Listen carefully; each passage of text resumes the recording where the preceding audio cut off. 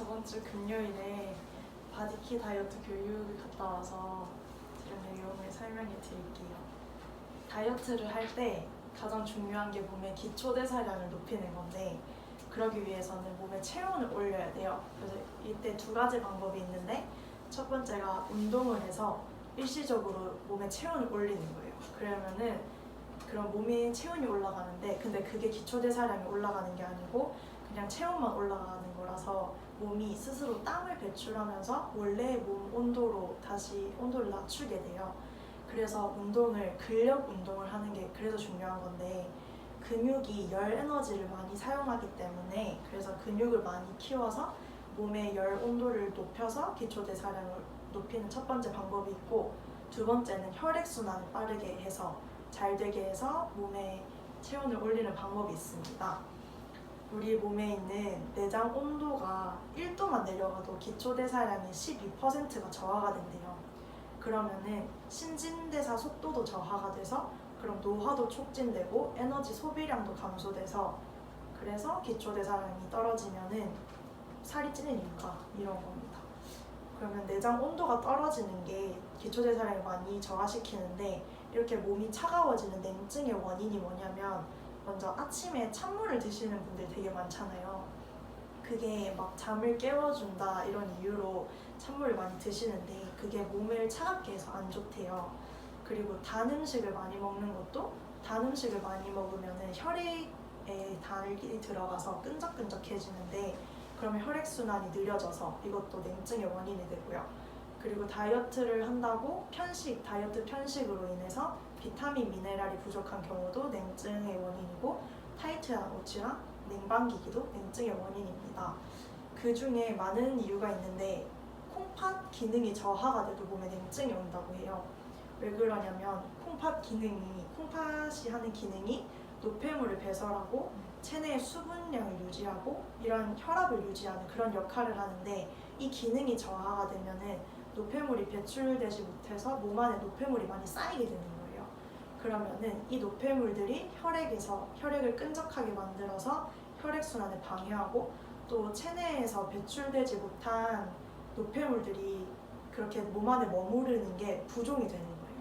그래서 몸이 붓고 혈액순환을 방해하게 되니까 몸이 또 차가워지고 그렇게 되는 건데, 우리가 음식을 먹거나 그런 것들에서 얻은 에너지를 체내에서 분해하고 합성하는 모든 과정을 대사라고 하는데요.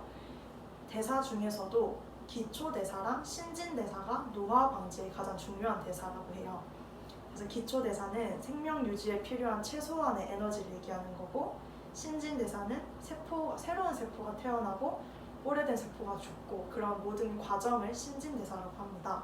그래서 이 대사의 저하를 막으면은 노화 속도를 늦출 수 있는데, 어떻게 할 수 있냐면 콩팥의 기능을 강화시키는 겁니다. 콩팥이 약해지면 노폐물이 배출되지 않아서 혈액이 탁해지고, 또 혈액이랑 림프 순환까지도 다 방해가 돼요.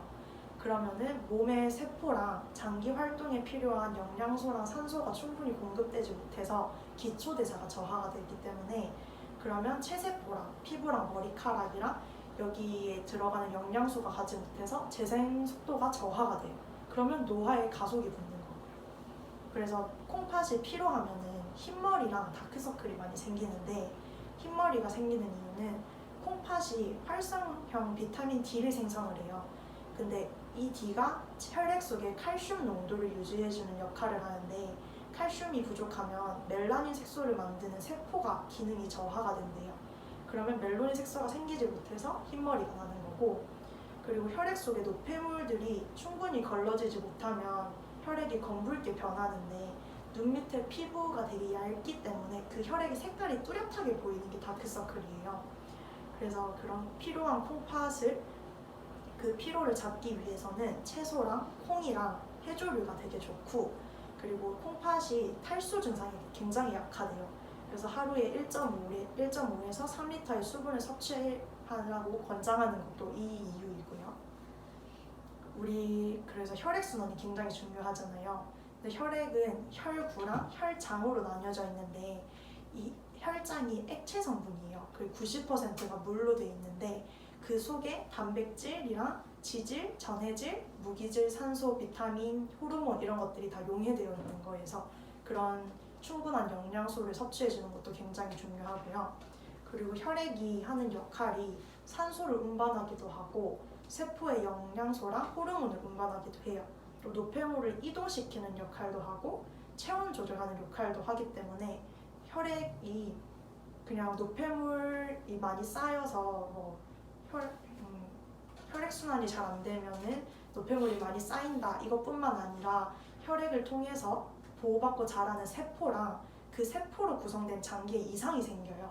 그래서 혈액순환이 잘 안 되면 몸에 이상이 많이 오는 거기 때문에 혈액을 깨끗하게 해주는 게 굉장히 중요한데 혈액이 오염되는 이유가 첫 번째가 과식 때문이에요.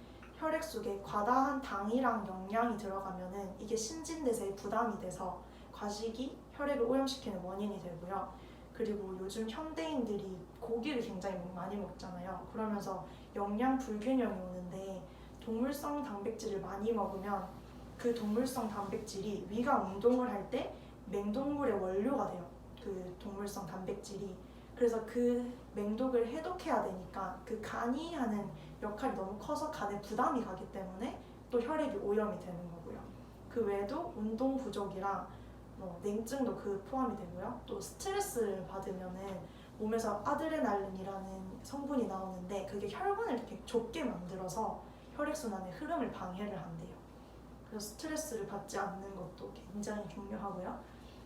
그리고 아까 림프 순환도 중요하다고 말씀드렸는데 림프를 설명하는 굉장히 좋은 동영상이 있어서 그 동영상을 보여드릴게요. 직장인 김 씨는 자도 늘 피곤하다. 어깨도 늘 뭉쳐있어 마사지를 받아도 다음 날이면 무용지물. 심한 날엔 두통까지 온다. 30대가 넘으니 환절기마다 감기에 걸리기 일쑤. 미세먼지 심한 날이나 햇볕이 심한 날에는 피부 트러블도 적지 않다. 전에는 붓지 않던 다리도 요즘은 늘 부어. 퇴근 시간에는 신발이 꽉 낀다. 직장인 김 씨의 증상, 문제이자 해결 방법은 바로 내 몸속 노폐물 관리이다.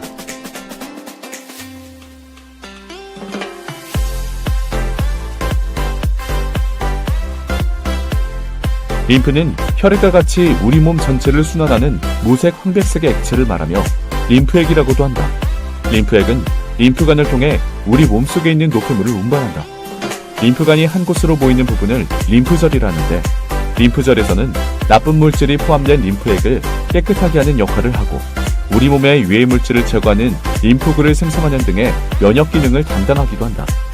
림프액을 흐르게 하자 우리 몸속 혈액은 심장의 힘으로 전신을 순환하지만 림프액은 림프관 주변 근육의 수축 이완하는 힘으로 움직이기 때문에 활동량이 많거나 근육이 많은 시기에는 잘 흐르지만 운동량이 적고 근육이 빠지는 시기에는 잘 순환하지 못한다.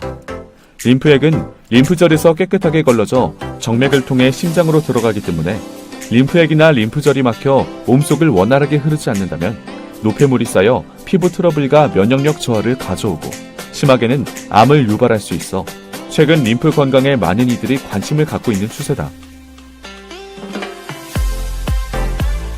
지금 바로 자가 진단을 해보자. 림프 치료 전문가인 김성중 박사는 스스로 림프 건강을 점검해 볼 수 있도록 림프 건강 자가 진단표를 제시했다. 일주일간 자신의 몸을 살펴본 뒤 10개 항목에서 4개 이상 해당된다면 림프 건강을 위해 노력해야 한다. 림프액은 우리 몸속 불필요한 단백질, 유해한 세포, 지방, 수분 등의 노폐물을 운반하여 정화하는 역할을 하기 때문에 원활한 순환이 필수다. 꾸준한 운동을 통해 근육을 유지하고 림프관과 림프절을 직접 마사지하여 림프액을 잘 흐르게 해야 한다.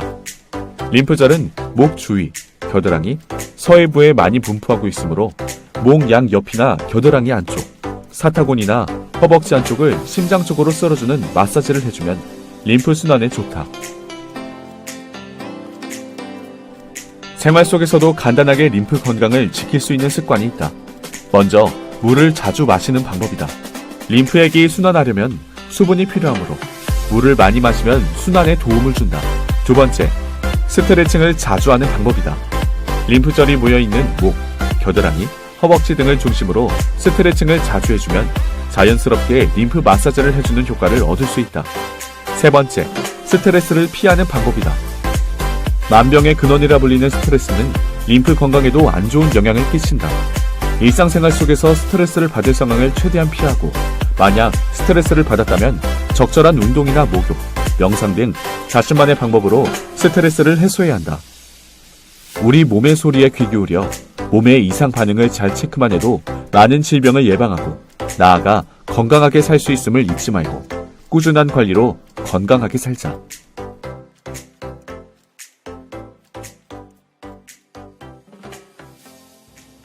이것처럼 림프가 굉장히 중요한데 림프의 순환을 잘 해주는 게 굉장히 중요해요. 그래서 림프 마사지를 많이 해줘라 하는 것도 그 말씀이시고, 그래서 타이트한 옷을 입지 않는 게 중요해요. 왜냐하면 림프는 20g 정도의 압박으로도 여기 마사지가 되거든요. 그래서 사람이 숨 쉬는 그 압박만으로도 림프가 움직이는 거예요. 그래서 타이트한 옷이 그걸 굉장히 방해를 많이 하고요. 또 물을 많이 마시는 것도 중요하고, 반신욕 같이 몸을 따뜻하게 해줄 수 있는 그런 방법도 중요하고, 스트레스를 받지 않고 운동을 생활화하고, 그리고 올바른 식습관이 중요한데, 소금을 많이 먹으면 몸에 부종이 많이 생겨요. 그리고 설탕을 많이 먹으면 설탕 때문에 활성산소도 증가해서 안 좋고, 또 설탕이 콜라겐을 딱딱하게 만들어서 셀룰라이트가 생기게 한대요. 그래서 설탕을 많이 먹지 않도록 주의하는 것도 중요해서, 이런 몸의 노폐물들을 빼기 위해서는 해독작용이 중요한데, 클린이라는 책이 있어요.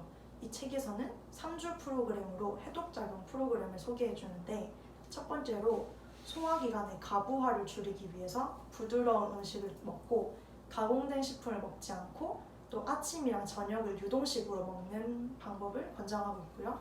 그리고 두 번째로 12시간 간격을 지켜라고 말하는데, 식사를 하면은 그 소화되는데 6시간에서 8시간이 걸려요. 그리고 그걸 해독하는데 또 4시간이 걸려요. 그래서 저녁을 먹고 수면을 취하고 다음날 아침까지 12시간을 간격을 지켜라는 말씀이고요. 그리고 세 번째로 체내 환경을 재건해주는 게 중요한데, 장이 변화되기까지 최소 10일에서 14일이 걸린대요. 그래서 디톡스를 할 때 최소 2주 아니면 3주 이걸 권장하는 것도 장의 환경을 완전히 바꾸기 위해서고, 간 건강을 지켜주는 것도 굉장히 중요하고, 또 독소 제거를 강화시켜주는 게 중요한데, 이게 원활한 배변 활동을 통해서 가능하거든요. 그래서 파이버비츠 식이섬유가 우리 몸의 장을 자극을 해서 배변을 촉진시켜요. 근데 중금속이나 이런 독소들을 다 흡착해서 배출시키기 때문에 굉장히 디톡스에 좋은 제품이고요, 식품이고요.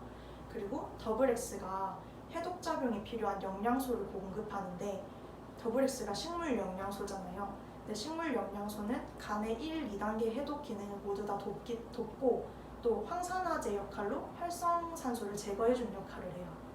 그리고 세몬 오메가3는 항염증 작용으로 해독 효과를 높이는 작용을 하고요. 그리고 파이토프로틴이 간의 2단계 해독 기능을 돕는 아미노산을 제공을 해서 해독을 돕고, 그리고 돌아다니는 독소가 조직에 침착하는 것을 방지해주는 역할을 해요, 프로틴이. 그리고 밸런스 위드인은 장내 유익균 회복에 너무 좋다는 거 알고 계시고, 그리고 가리가 항균 작용으로 장내 환경 개선하는데 좋아서 디톡스 할 때 같이 드시는 것도 굉장히 좋고, 아세로라씨가 체내의 중금속을 축적되는 걸 방지해주고, 또 축적되어 있는 걸 배출해주는 효과가 있어요. 또 황산화 작용을 하기 때문에 몸에 굉장히 좋고, 코큐텐이 미토콘드리아 기능 회복에 도움을 주기 때문에 황산화 작용도 해주고, 그래서 몸을 깨끗하게 하고 건강하게 하는데 굉장히 중요한 좋은 제품들입니다. 네.